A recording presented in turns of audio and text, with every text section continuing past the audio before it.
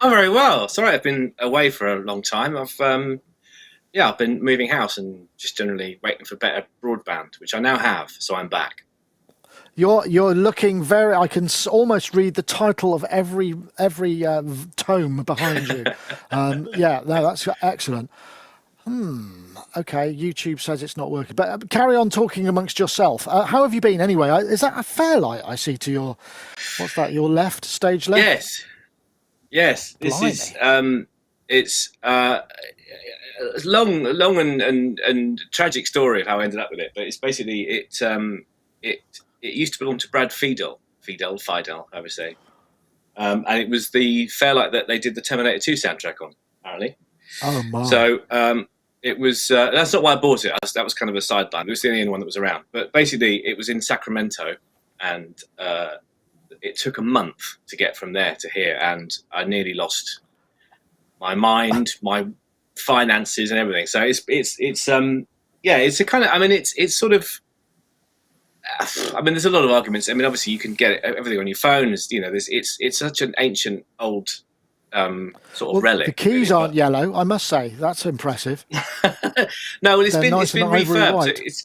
It's got like an SD card in it, and all the power rails have been refurbished and everything, and it's got this fabulous screen, and I can use a Mac keyboard with it. And no, it's really good. It's really good. And if it's in the winter months, it's going to be very good, so me and the family can gather around it because it chucks out so much heat.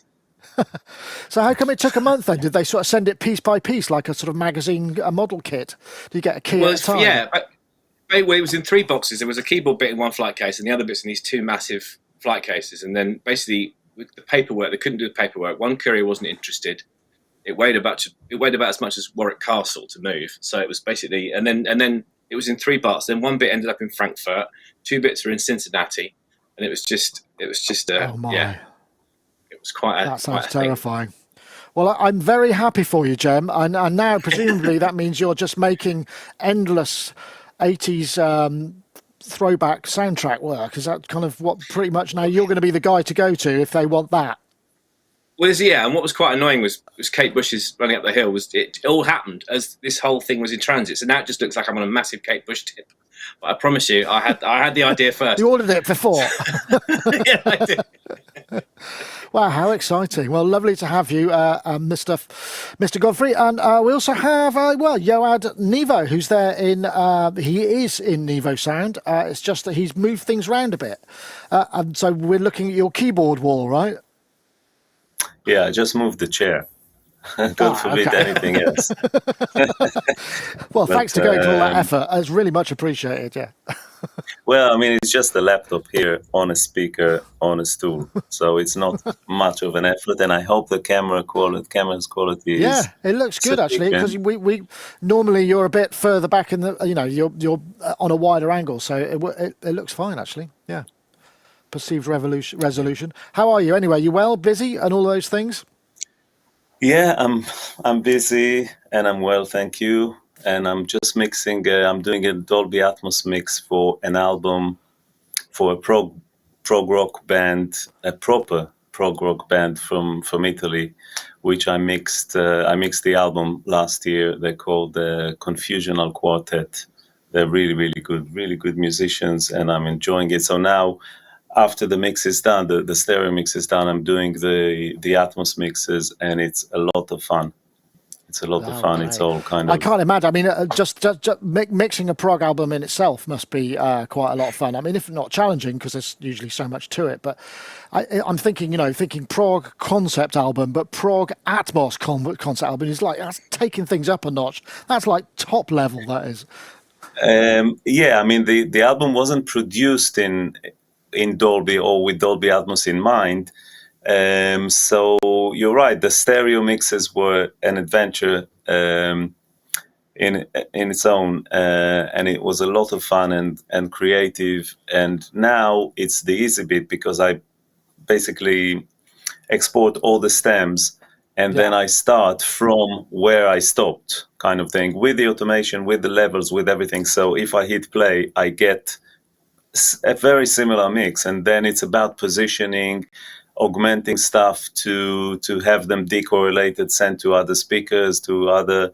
It's really fun. The thing with Atmos is, or with surround in general, if you have a mono guitar and you want to have it playing from more than one speaker or two with phantom image, the easiest way to do it is with delays and choruses and stuff like that. But sometimes the style of the music doesn't require it. So it's a challenge of how to really have things in space, but without adding kind of reverbs and stuff like that, which are not part of the program really. So yeah, I'm enjoying it so far. Excellent. Well, I'm glad to hear it. Nice to have you, of course. And we've also got Mr. Gaz Williams, who we haven't seen for a little while. You've been off gallivanting. Last time we saw you, you were about to embark in probably should have got a helicopter, one gig after the other, but you had to do it in the bus. How did that go? It was amazing. Actually, because of the second gig at Latitude, because we played at Kaleidoscope Festival earlier in London, and then hot foot to Latitude. I think it was amazing because we played amazing at Latitude. It was like, wow, we've just had like the best sort of rehearsal you could possibly have in a way in front of like 7,000 or 8,000 people. So, because it was like a new set. So we kind of managed to iron out stuff in that first performance. So the second performance then, it just felt great. Normally, I don't know, having them so close together, everything's very fresh on your mind. And I was playing my new bass as well, a Fodera Monarch, which is a beast bass. It's beast level 1,000 bass. And I had like ridiculous confidence. In fact, Charlotte introduced me, this is with the Charlotte Church Late Night Pop Dungeon, as the most confident bass player in the world, to which I then started shagging my bass. Yeah, and she immediately regretted saying that, as I probably should regret demonstrating it. I think the word, yeah. Right, I've got you. No, okay. But I mean, yes. But I've been having a music tech bonanza over the last few weeks as well. So I've got bags of new things and some old things and all sorts of stuff going on. So I'm really, really excited. I put together a new little Eurorack module, just a small 62 HP one, of a bit of a tribute to Mutable Instruments, just to try and really to do a complete, nearly complete Mutable Instruments journey, which has been a lot of fun. Got more stuff coming up with Steve Davis as well, with the modular stuff. So yeah, bags of stuff. Sorry, I'll go on forever. Excellent. As you know. So That's I'll fantastic. back out.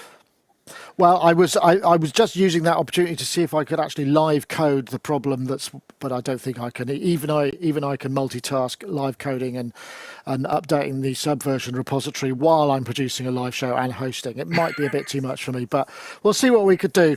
So, folks, thanks for everybody for joining us. Did I mention that I'm here at Roland? Oh, yes, I did, but I'll put it in they've actually got a store opening, which is an interesting thing. This is the first Roland store globally, I believe, that's just a Roland store. This is what it's going to look like. I'll be there later. There'll be a load of artists and people there.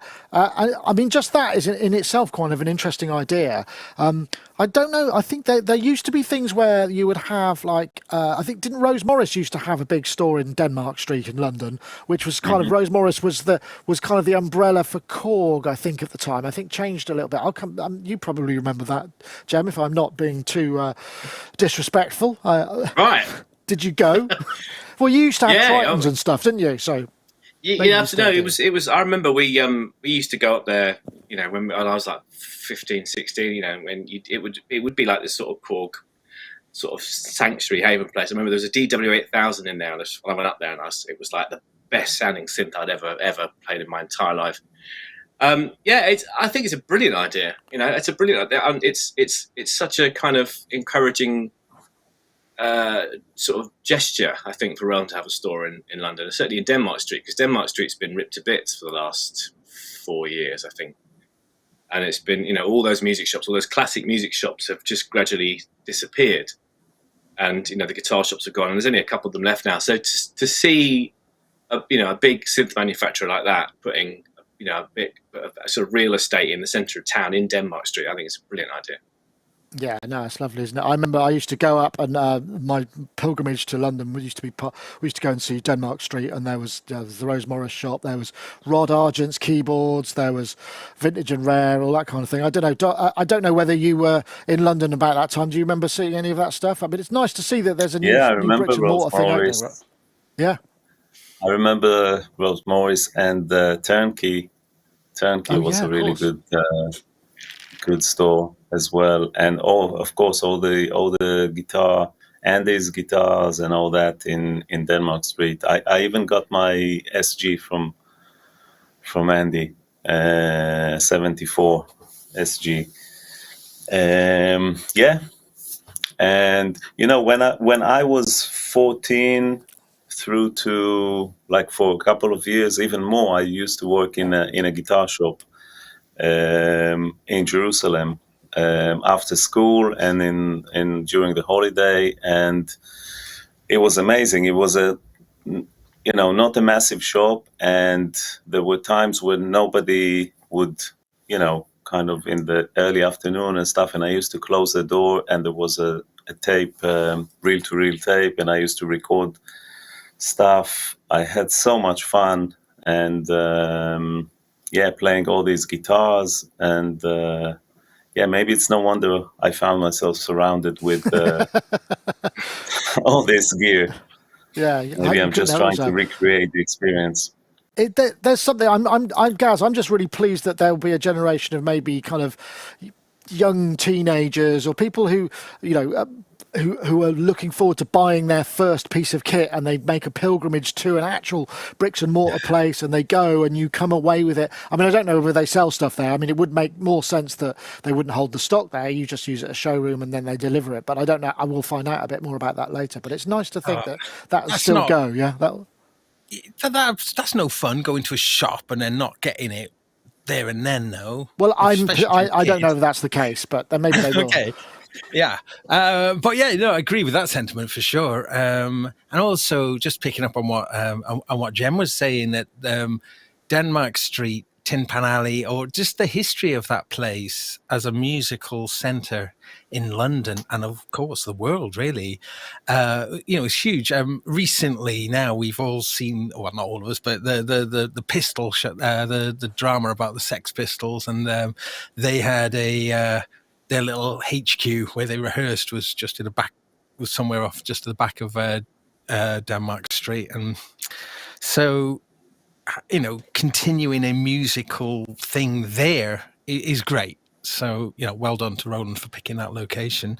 But wow, yeah, cool. I mean, it's interesting. I was thinking about this, and I was thinking about Roland and how, that company has adapted and morphed, not always in the ways that we've wanted them to, but generally, it's an astonishing company, isn't it? So I think this is also maybe a kind of like quite a triumphant thing to do, to open a shop in such a sort of prestigious location in London, as a way of the company. Yeah, well, it's a statement, isn't it? It's a statement, I suppose. Just hope they can afford the heating bills in the winter in the UK. I think if they just leave all the gear on, it'll be all right, I suppose, won't it? Yeah. Just leave all the gear on.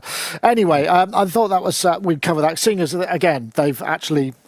They're in here, and there is a lot of. I'm surrounded. There's a System 8 at my feet. There's barely anything not Roland here. In fact, there's a drum kit over there that I thought wasn't Roland, but it's actually a V drum kit with birch shells, and it looks. I've never seen one of those. It looks really awesome. Anyway, so let's get on to some other topics. Let me see. This was interesting. I hope I've got the right. I think I've forgotten actually to put these in the right order, but we'll see if I could do that. I think I'm pretty much there, so let's just get going and see what happens.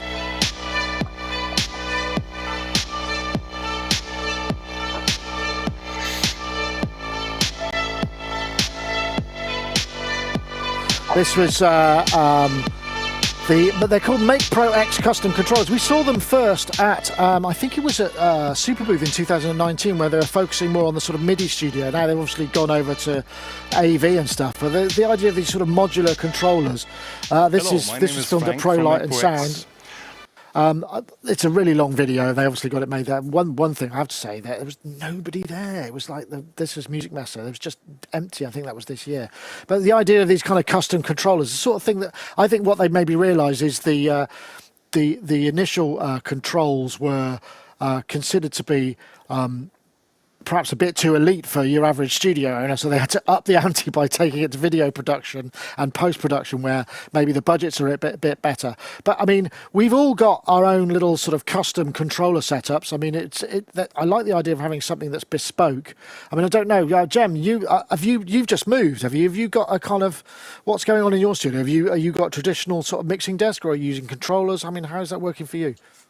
I've never used controllers. I do everything with a mouse and a keyboard. I've tried them. I've got the Mackie one, and and I've tried to do different things, but I actually just ends up sort of sitting there, and I can firing rubbers off it with the faders. So it's sort of, I don't know. It's kind of the idea. I mean, lots of people use it. Lots of people in our facility up in town, got faders and stuff. So it's kind of it sort of. It's never. I've always found myself just being faster with a mouse and a keyboard. So I don't know. I like the idea of the fact that you can kind of custom design the size of this, which will be useful, because you either kind of have the option of having, like 16 channels or 1. It'd be nice if you could have like 6 or I don't know what. It's an interesting idea, and because the thing that puts me off it is because I sort of have hopped around studios and used to do that quite a lot. If you get too reliant, this is me. If you get too reliant on control surfaces and stuff, and then you're in a different studio, and suddenly you're so used to the workflow you had, it sort of slows you down, or it slows me down. So I just think if I just stick with the things that I know will be in the studio, the mouse and the keyboard, then I can kind of get working a bit faster. So yeah, it's an interesting idea. They look nice, look very nice with a nice wood. Yeah, they do. Well, they've got this thing called glue, which is the basic principle is you go to their website. I think I've got that set up here. You go to the website and you can create your own. You sort of design your own device from all the available panels, and then they'll make them. I think that's sort of roughly the principle. I think it has to go through distributors, so you can get all. And it's got this. It's all connected by network, and I think they've got. I remember correctly, there's one module that has a Raspberry Pi brain, and that is the thing that routes everything and does all the UI and the rules for that kind of stuff. And so I suppose it's that. I've got to come to you, Yoad, because I know you're massively into controllers and controlling things from a central point. But you tend to, from what I've seen, most of your controllers are. Not non-bespoke. I mean, they're kind of off-the-shelf things. Is there a particular reason you've gone that way rather than custom? I looked for some. I was looking at will fit on the desk, and the BCR 2000 at the time was the thing that packed the most features and could fit in the desk. So. And so far, I mean, I'm invested so much in it because all the programmable synths here and in the rack are assigned to. I mean, it's assigned to them, so I can control each and every synth that is capable of doing it, not Minimoog and stuff. From where I sit and where I work, and I play the MIDI keyboard. So that is very, very convenient. And for drums, I use the Beatstep Pro, and we did a video about it like a few years back. The workflow of having 16 drum kits and kind of changing the sounds on the fly and all that. So yeah, I like that stuff. And I was thinking for a while. I'm not using the faders on the Nevo, so I have the motors and stuff, but the automation it's a Nikam 2, and there's no point in even trying to revive it. But what I was thinking for a while was to find a solution where I can fit 8 faders in each bucket, and I have 12 faders in each bucket, and I have 5 faders. 5 buckets like that, right. And so to be able to control them all from one place and to make like a big 60 fader controller.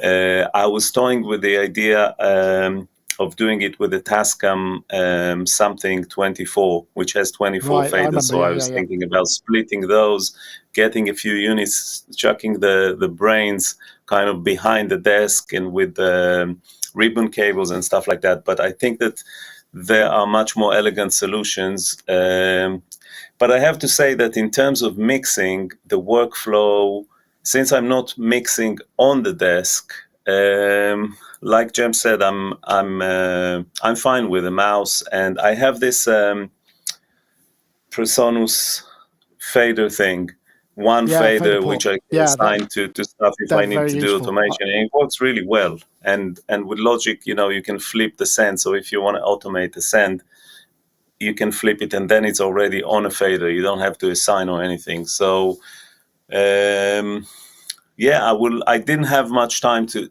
look into what they do. It seems cool, and the build quality looks really, It does look really nice. good. I have to say, and I So- think what you need to use some of those buckets for, because they're quite deep, aren't they? I want to see some kind of like flip up drinks cabinet, or just in one of them that has something really sort of kind of luxurious and sort of slightly Bond villain going on, the way you just press it and there's a little motor and it sort of goes dunk and there's a thing like, I don't know, the nuclear button or whatever it may be, your equivalent.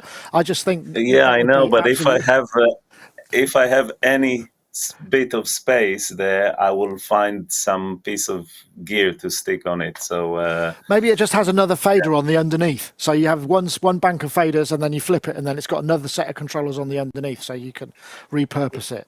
I will think about it. Yeah. Okay. Gaz, Well, I mean, your workflow is kind of quite, it's quite compact, isn't it? But it's also quite chaotic in the sense of like ours is, because we have to change it. Things are ever changing in it. It's not a constant. It's not in a state of constancy generally. Yeah. So, I've but got you a used to use control. those at Steinberg's, didn't you? Yes, I've got a controller graveyard. I've tried so many things over the years. I think Jem was spot on actually. When if you have that keyboard and mouse thing down, then as such a powerful kind of control system, really, with all the shortcuts, if you can get them into your bonds. But I've got loads of controllers that have done that weird sort of surface. Like 10 years ago, there was a sort of fetish for that kind of, like, I don't know, rubberized kind of surface. It's all gone horrible and sticky. I don't know. Do you know what I'm talking about? There's like a kind of it, so various things, including those Steinberg controllers, of kind of the kind of, they've just gone a bit horrible. The surfaces have gone a bit horrible, and I've got loads of things that have done that now. I had the Alpha Track, the Frontier Alpha Track, which was similar to the Presonus fader port, but it had the advantage of having a display on it, so you could see what tracks it was and stuff. But that did it really early, went sticky and horrible. So I just ended up not using it because of that, which is a shame because it was a really good device. But I think manufacturers have learned now, and things they don't use that covering anymore, thankfully. But God, I've had loads of it, loads of things go like that. Unless it's me and my toxic output, maybe. It's definitely not you, Gaz. I know that I know what you mean. The Alpha Track went sticky. There's another. We've got something else there. I can't remember what it was. It was. It's like almost like a sort of. It's like a sort of velvety plastic, isn't it? And it rots. My Nectar Panorama did it. It went horrible. On the controls, actually, the knobs. It was the knobs. The knobs went sticky. They just went like gluey, sticky. It's such a shame when these things are kind of otherwise perfectly functional. But I mean, sorry, derailing a little bit. But with controllers, it's interesting what these guys are doing in terms of being able to make your bespoke thing, because I think the things that I've tried typically I've quite liked, but they're kind of forcing you down a particular way of working, and some of that's kind of useful, but you sort of wish, I just wish I had a few this, that and the others. And So this looks like quite a cool, albeit, I mean, it's quite expensive, I guess. So is it? Do you know any sort of prices? It's difficult to tell. No, but I remember they were pricey. I mean, when we first looked back at them, it was 2019. They built like a synth module, which was a sort of, I think it was a kind of granular engine. I can't remember now, but so I think they were just sort of boffins with loads of ideas that were looking for a market, and I think perhaps they swerved a bit and went to the AV side because with workflows, I mean, like what I've got going on here, you know, this is my custom workflow. I just label all the buttons with what I want them to be, and that's fine, you know, but that doesn't work with everything, because when you have a custom, you know, if you've got no kind of heads-up display, you've got no displays where you can label things. I mean, I really like the things that you can that have labels that come in. That's why I really like the X32, because you can name the channels and it tells you what they do. If you bring a fader in and go, well, in the middle of all these faders, this fader is going to be something completely random. It's got a name on it. That's with modern digital desks. We just haven't found an affordable way to be able to do that, and I don't know if this is any more affordable, but I think you can find out more about it. Where was it? It's called, I think it's no, that's not it at all. That's completely the wrong thing. And in fact, that was, I think it's called MakePro-X.com, I think is what it's called. I'll see if I can find that up. Let's have a look. I think, this one, here we go. I think it's, basically MyMakePro-X.com. There's information there, but it's very much, you have to do it. It's custom. They built to order. You don't buy them off the shelf, and I don't know what the lead time is, or you know, the expense or anything of that. Okay, I think we'll probably just have a little word from our friends over at Baby Audio, because it's been a while. It's Baby Audio makes creative effects plugins designed to add colour and depth to your mixes. Baby Audio won Plugin of the Year 2021 in Future Music and Computer Music magazine, and was nominated for SOS Awards 2 years in a row. Try out Smooth Operator. I've mentioned this before. The resonance suppression, equalization and compression plugin hybrid that automatically eliminates resonances and muddiness, allows you to shape your track's tonal response while the plugin automatically eliminates resonances in the background. Get 15% off any of their range, including some of their great there's crystalline, reverb and delay. Use the code ST15 and save yourself 15%, I beg your pardon, on all their checkouts. So we thank them very much for their support. Okay, let's see what we had next. I think this might be a. Let me see. We'll come to this, Gaz, because I mean I know this is something close to your heart, because you've done something on this as well. So let's just run this one. Roll VT.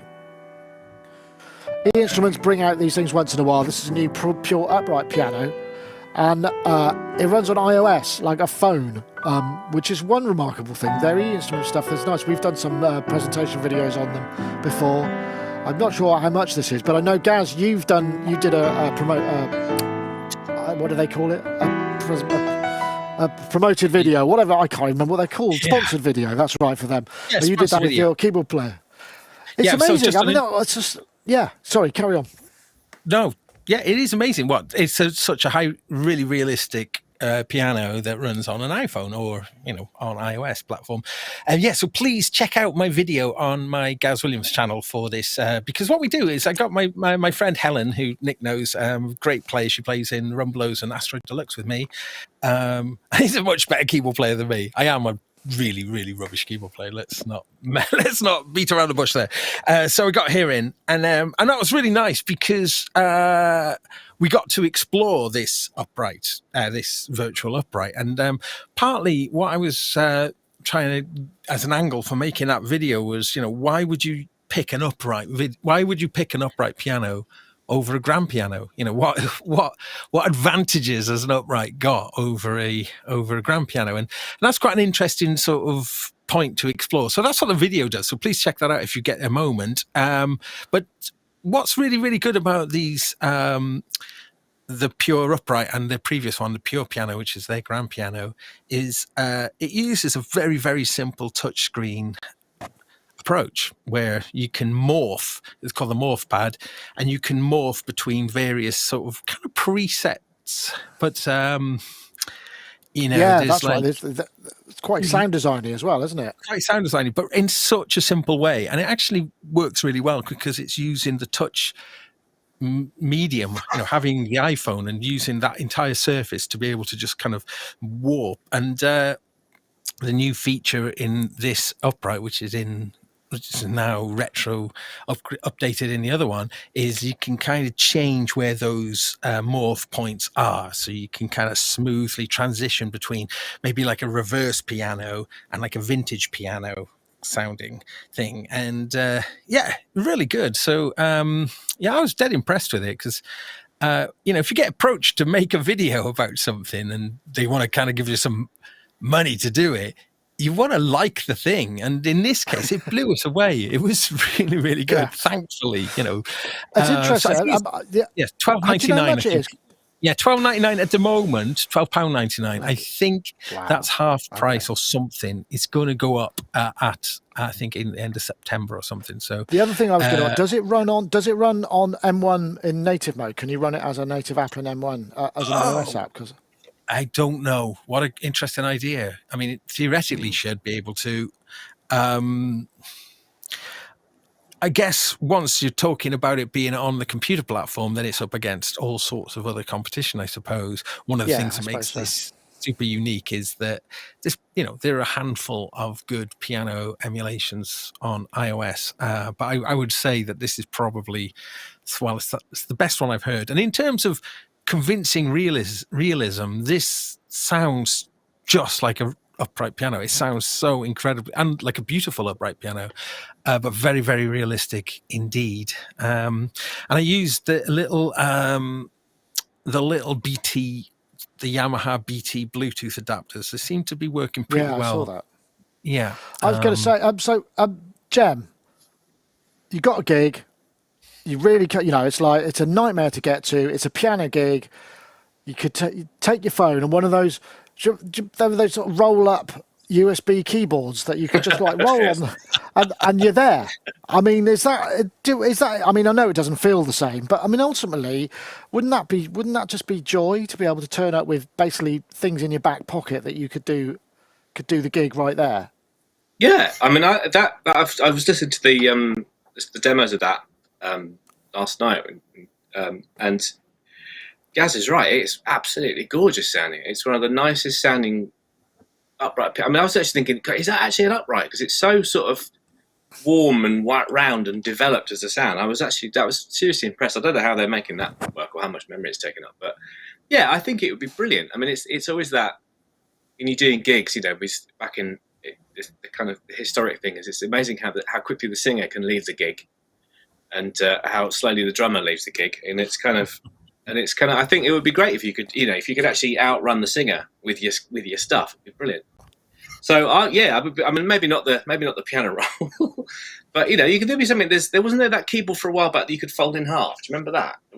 Who made that? Oh yeah, we saw it. There's a couple of French ones which you can actually get. They come in octaves. And you can put them in a pack, and they're literally and you just snap them together, and they've got a single power source, and they've got a not quite hammer, but it's a decent action on it. I think they're quite expensive, but ultimately, you know, there's a really good piece where the video in it where the guy or the lady's playing it, and they just keep taking an octave away, and she's still going until it's down to one note, which is the bottom bit and the power supply, and then they just turn it off. It's just a really brilliant piece of marketing, which I think it was. I think it's like 1,200 or 1,300 euros. I mean, it's expensive, but if you need that sort of level of portability, it could well be the thing. I know. Yeah, I mean, there's something about having an instrument on my phone. Because my phone does so many other things, what happens when I get a call or a notification or all those things? It has to stop being a phone for it to kind of be useful, doesn't it? Yeah, I think the phone is, is a device that is used for maybe 2-3% of the time for making calls, and the rest of it is just another screen that you interact with, or with the outside world, or with whatever. But yeah, I mean, I like the interface. I think that it's really cool. I think that what they went for here was something that just sounds really good. And I have to say that the demo sounds. I really like this demo. Most piano demos are a little bit naff, and it's hard to. And they're going for something that just sounds right. It doesn't have to be kind of scientifically accurate. That's how I did our piano, which funnily enough was recorded at Metropolis, which is where you are now. Is it the Fazioli in the basement? Is it the Fazioli in the basement? That's the one. Right. Okay. Yeah, that's Excellent. the one. I had 18 mics on it. We were there for 3.5 days sampling it to bits, and that's the Grand Rhapsody, the waves. So you know, it's supposed to sound very natural and like a recording, which it is. But this iOS product has something else, because it's heavily processed. Everything I've heard of it sounds very processed, but in a tasteful way. So it kind of suits. It does what you want it to do. It sounds soft and kind of. I think that the fact that it's an upright also makes it a little bit more mellow, less dynamic, maybe in timbre. So it's easier to play. It's more like a keyboard. It's more like a synth, and it sounds, and the processing sounds kind of poppy, but in a good way. And it's really cool that all the plugins are, because what they have essentially is a chain of plugins, and they control the mix levels and different things with the XY pad, and the ability to have those parameters smoothened, so it's a seamless process, and the user interface, which seems very kind of inviting and easy to use. I think it's a really good product. I don't use iPad or iPhone myself. I have an old iPad for apps back then, but I haven't. I don't think it will run anything anymore. That's the problem, isn't it? But like Gaz said, maybe when it comes, or you said, sorry, when it runs on the M1, that will be interesting. As a standalone, it'd be good nice on piano Android like or something. You know, you use it on some kind of old phone. Yeah, no, it'd be good. Anyway, I thought that was it was an interesting piece, and I thought it tied in nicely. Thanks for coming on and representing there, Gaz. I mean, but we both done stuff for eInstruments, and they do some really good sample sets. I think I did the electric piano thing with Russ and a couple of other things. And they got that. They had a Hexa thing, didn't they, which they've turned into the kind of iPad morphing, which works really well. Okay, right. I think it's probably time for a word from our friends over at iZotope. iZotope Producers Club is a one-of-a-kind membership for producers ready to take their tracks to the next level. Once you join, you'll gain access to powerhouse iZotope plugins and a curated selection of tools from our partners, such as Melodyne from Celemony. Plus, as long as you're a member, you'll get every future update to the iZotope plugins in your membership for no extra cost. We'll also regularly serve you new curated content like exclusive inspiration-sparking sample packs and preset packs, and industry-leading training ranging from our own tutorials to vocal production lessons from the world-renowned Berklee Online, taught by Grammy-winning producer and engineer Prince Charles Alexander. With new content being added every month full of valuable production techniques, tips and tricks, and solutions to common production problems, becoming a member is an investment in your career that grows as you and your career do. For more information on iZotope Producers Club, head to iZotope.com. And of course, if you want to save some money on some iZotope products, if you head over to iZotope.com/Sonictalk, use the code Sonic10 to claim 10% off. And that includes all their flash sales and summer sales as well. It doesn't include subscriptions and doesn't include hardware, but everything else is up for grabs. So once again, we thank them for their support. Okay, we're gonna go over to the Slatwall, I think, now, because I think it's just an interesting piece, and I'm going to try and finish up a little early because I've got to get across town for this Roland gig. I hope that doesn't leave you anybody disappointed with the lack of their particular product that we were covering. So anyway, let's take a look at this. This is a great video from if I got it right. Have you ever considered a slat wall to hold your synthesizers? Welcome back to the channel. Today we're talking about my alternative to a synth stand, a synth wall, as I'm calling it. A couple months ago, I was thinking about upgrading to beyond what I already had. I'll fast forward it a bit. So you look through a load of options. per square foot. I came up with this Slatwall, which is what you kind of tend to use in shops. It's like usually the sort of thing that you put in a display wall. You have various different kind of attachments that for books or for products that you can mount efficiently on a wall. But some of these products, as Tefty and Meme, I don't know if that's Tefty or Memes or if he's got another name, points out, is you could get some other adapters which will hold keyboard stands, like from Amazon, and they will hold much higher weights. So that's essentially what he's got going on there. And I just thought it was a really, it's like that, what is it, the IKEA shoe stand kind of trick where you can mount everything. And it's just, there's something about these things, repurposing these things. And by the looks of it, I mean, if you check his, I don't know if I can I send him back over without, I think if I do it, it'll play it again. But something about the this idea that I really liked. I mean, it's still quite expensive because the arms you get, I think they turn out, they're about $40 each off Amazon. Amazon do them, but it's well worth checking out. I think, let's see, did I post the Slatwall keyboard mounter? I may not have posted the link. There it is. That's from something on Synthopia. It's well worth looking at. Now, I'll come to you first, Yoad, because you are in front of your keyboard wall, and I can see you've built yours out of multiple extensions of I can't remember what that particular stuff is. Is it all the same, or have you made it more kind of ad hoc?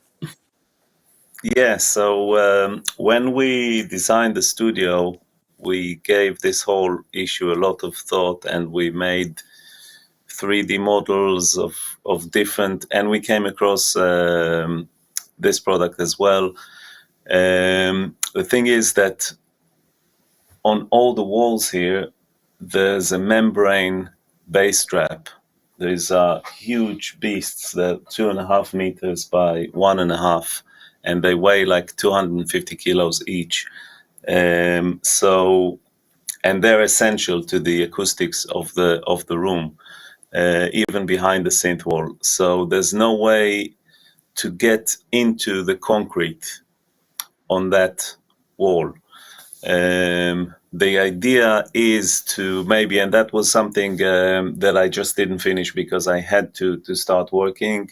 The idea is to build a kind of reinforcement, something to hold the weight, but that will not compromise the functionality of the bass strap. So it's a little bit complicated mechanically here to do. I ended up just putting, keyboard stands and stuff. It's all wired. It's all not, it's not going anywhere. I can't say that I'm loving it, but it's functional. The problem, one of the problems I have with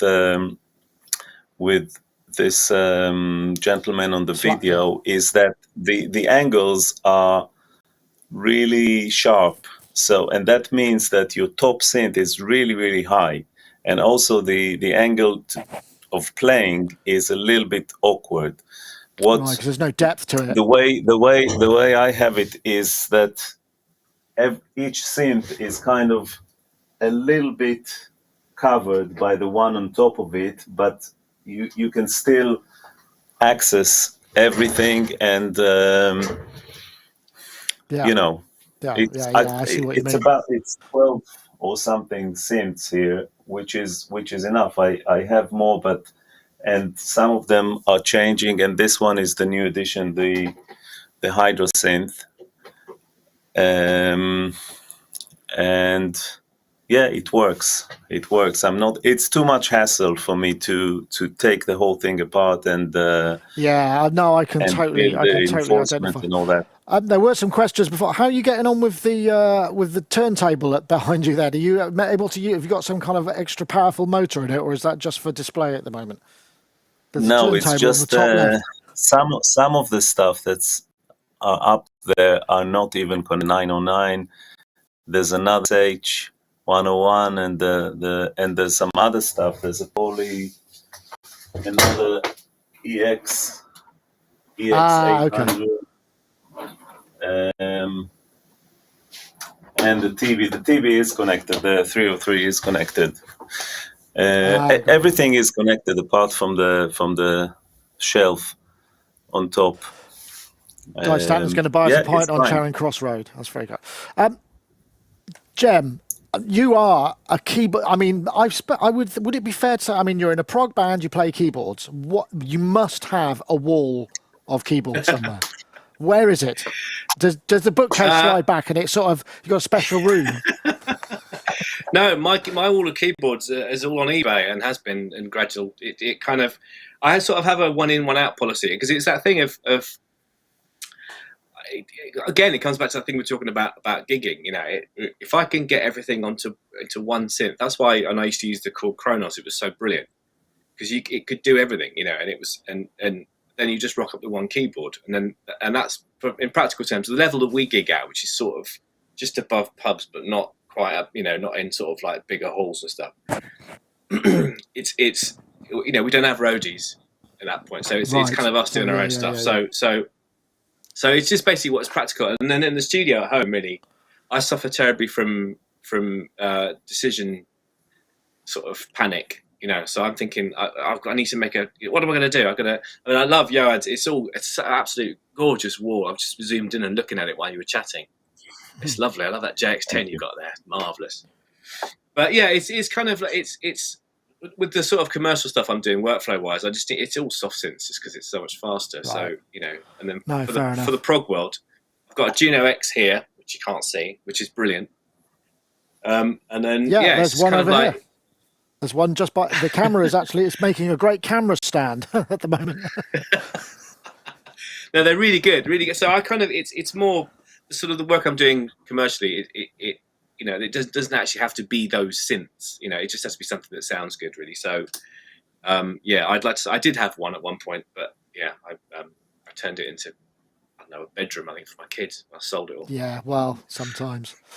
Gaz, I imagine a slat wall in your place would be quite difficult because of the sloping. You've got the kind of the attic vibe. You'd have to have like a really low level where you just kind of have them at skirting board level, and which would be rather impractical, I'd imagine.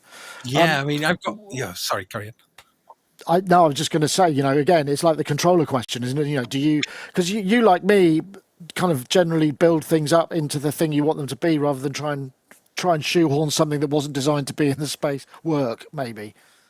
Well, yeah, I mean, it's always in flux here. So every time I try and make anything sort of permanent, it's you know, it doesn't stay that long. It doesn't stay that way. I always think Robbie Bronneman is the kind of king of the aesthetic, getting everything set up in an unbelievable way. He's brilliant for it, and he gets all his cables cut to the right length, and there's no cables you can see at all, and everything is really ergonomic to his workflow. So but you buy a new synth and it ruins everything. I mean, then you've got to start again. That's certainly a bit of the problem I've been having. And in fact, that's one of the reasons I've actually quite enjoyed going more modular. You know, is actually all the swapping around happens. It's a small in the case instead. Yeah, like a microclimate. Yeah, I mean, I live quite near to IKEA, and I've gone over there. There's countless pieces of offcuts. You can go down in the I don't know if you still can now, but you could go down in the car park, and there would be a big. You could just go and find pieces of offcuts and stuff.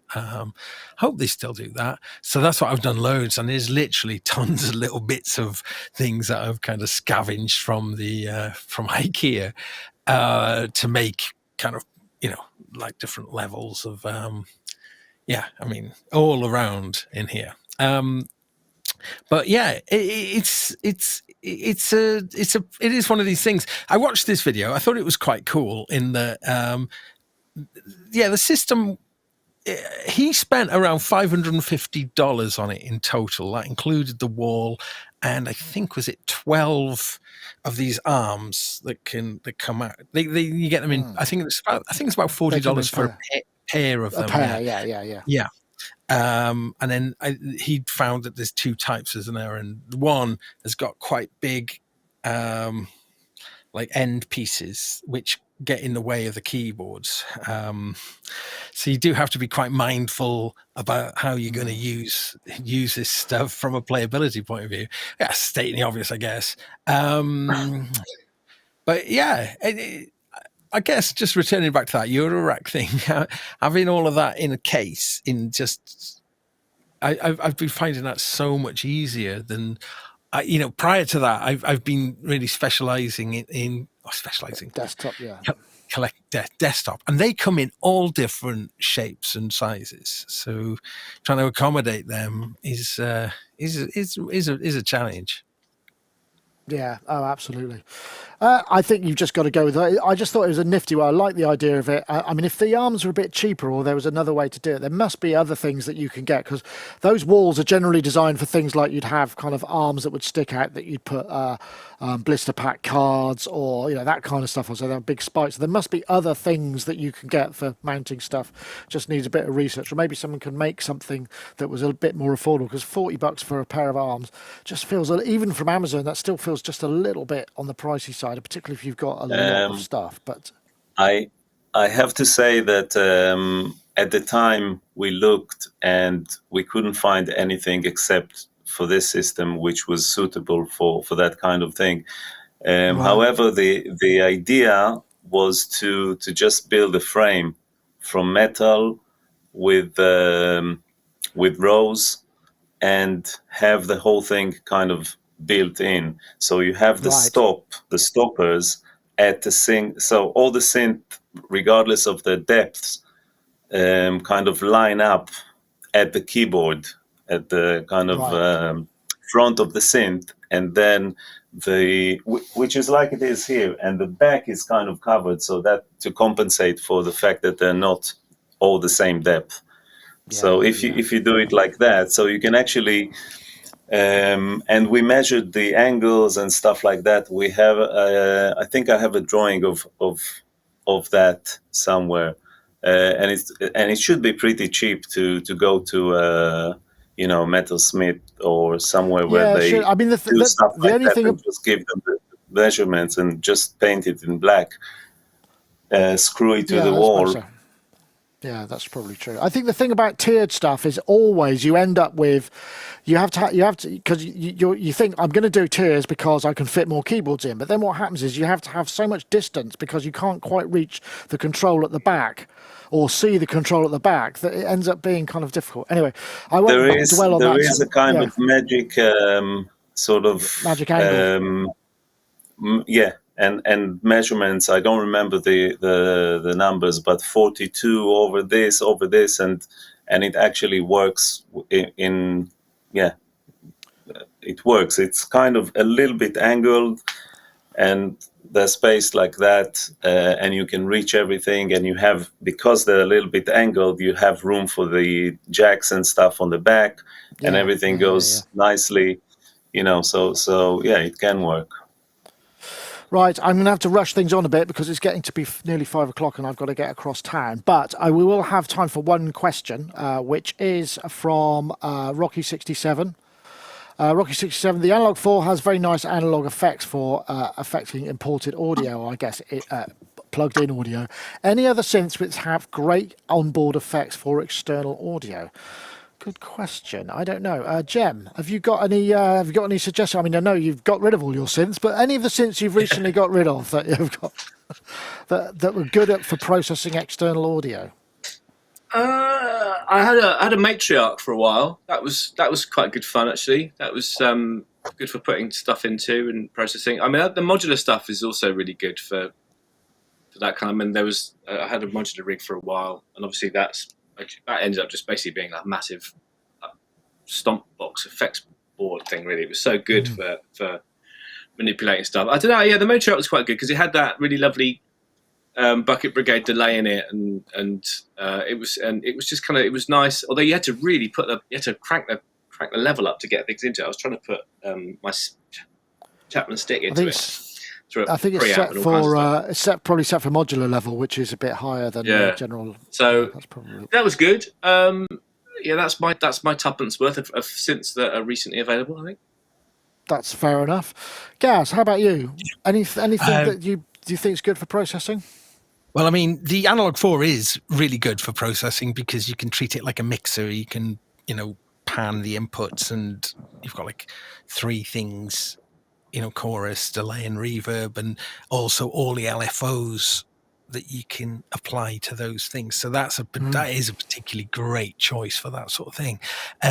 But the one I really love to plug stuff through is the Dreadbox Abyss, because you can go through all the analog effects section there, and the actually just the drive sounds so lovely. It's so even just using it just as a drive circuit is really, really great.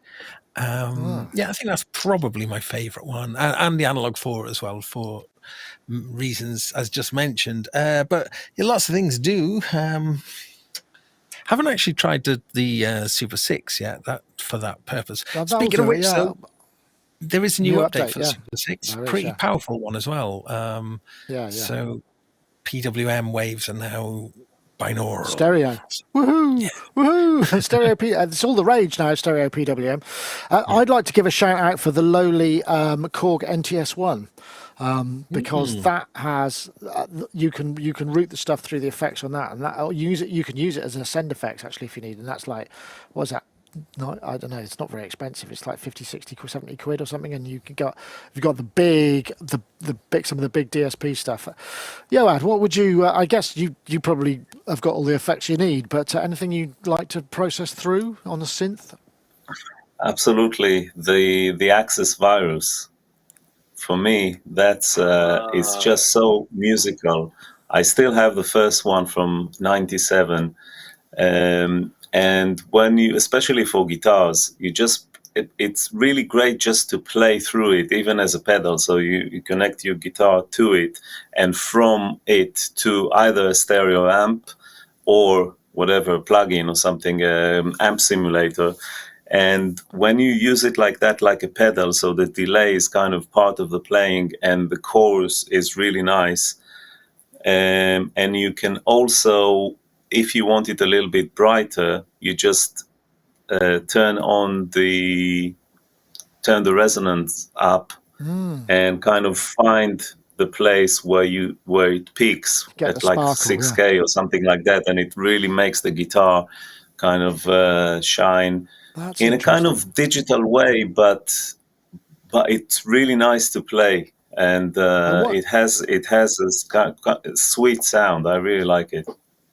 I wonder if because Kemper came out of Access, didn't it? I mean, the guy who did Access also. I wonder if that was part of there was a process there that somehow. There's some similarities I find in the Kemper. There's this tilt EQ thing, which is really, really cool, which kind of sounds somehow similar to the vibe of the virus. When you start tweaking it, it has that digital sweetness to it, which resembles the virus, maybe.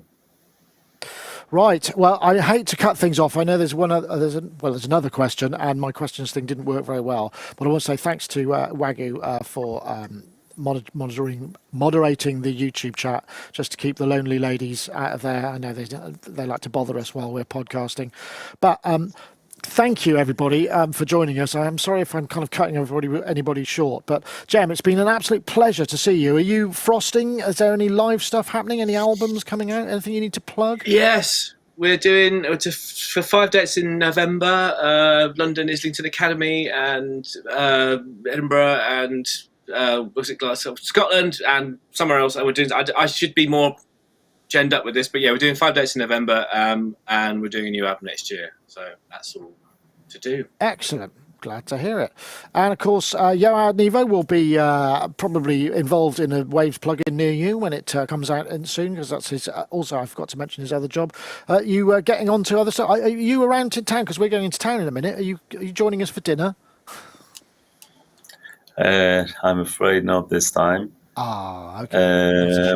When let's talk about it. I'll call you. Okay. All right, cool. But lovely to see you, Yoad. Thank you very much. And also, Gaz Williams, are you streaming tonight? Are you back on the YouTube Not thing? tonight, but next week I've got Eyal Amir on my show, who is a terrific musician and plugin developer. So he's going to be my guest. Oh, with Or Lubyanica as well. Bass player extraordinaire. And those two have developed a really fantastic new piece of software. I can't mention what that is just yet. It will be, I think, released shortly, but they're going to be coming on my show to talk about it. And it really is amazing software. So please, Excellent. if you are around yet, tomorrow, next week, it's 8 o'clock. I have to say that it's really worth tuning in, because they're really good guys, really good friends of mine.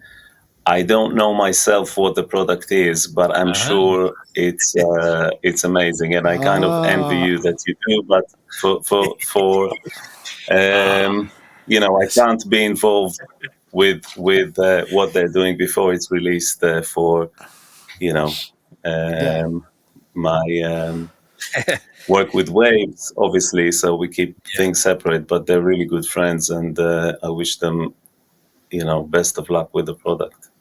Excellent. Well, glad to hear that, Gaz. I'm going to head off now. Once again, thank you to David Ireland and Dan and all the people at Roland for hosting us here, and we'll go over there later and hopefully have some more videos from the show. We're going to talk to, I think, Rachel Collier's there. There's a few other people. So that's it for this time. That was Sonic Talk 723. I'm definitely going to have to get a better light, because this light looks fantastic. Makes me actually look less, more healthy. Anyway, that's it for this week.